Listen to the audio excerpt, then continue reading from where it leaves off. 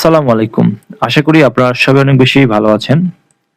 আজকে আমি যে বিষয় নিয়ে আলোচনা করব তা হচ্ছে শেখ হাসিনা এবং তার যে সন্তান রয়েছে তারা চাইলে এদেশে রাজনীতি করতে পারবে এমন একটি মন্তব্য করেছেন তারেক রহমান। সেই বিষয় নিয়ে আলোচনা করব।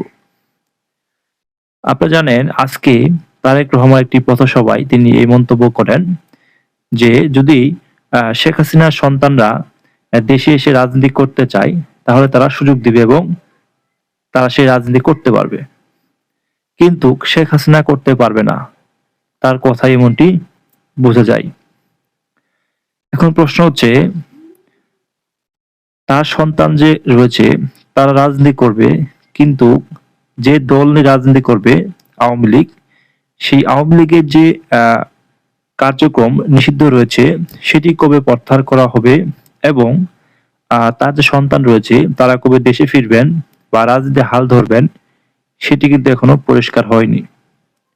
তবে আমরা বুঝতে পারি বিএনপি যদি সরকার গঠন করে তাহলে অবশ্যই আওয়ামী লীগের যে কার্যক্রম নিষিদ্ধ রয়েছে সেটি প্রত্যাহার করবে এবং দ্রুত সময়ের মধ্যে শেখ হাসিনা দেশে ফিরবেন এবং রাজনীতিতে হাল ধরবেন এবং তিনি দলের প্রধান হয়েই এই দেশে রাজনীতি করবেন।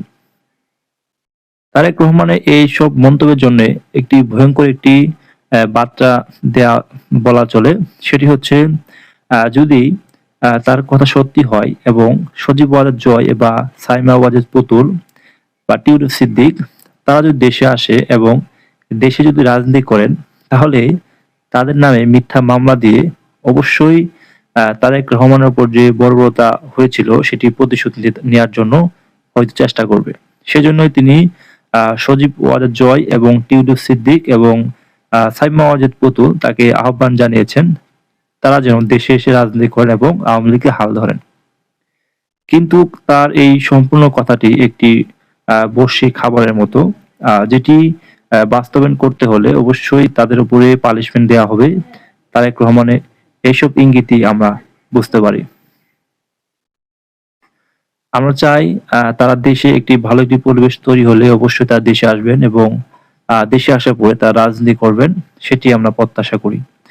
কিন্তু এই ধরনের যে বাজে মন্তব্য করা হচ্ছে সেটি তাদের জন্য লজ্জাজনক এবং এটি যদি বাস্তবায়ন করা হয় তাহলে তাদের উপর একটি বড় ধরনের পানিশমেন্টের আয়োজন করবে বিএনপি সরকার। সেটি কখনোই আওয়ামী লীগের যে কর্মী সমর্থক রয়েছে বাংলাদেশে তারা সেটি গ্রহণ করবে না, এমনটি আমরা বুঝতে পারি।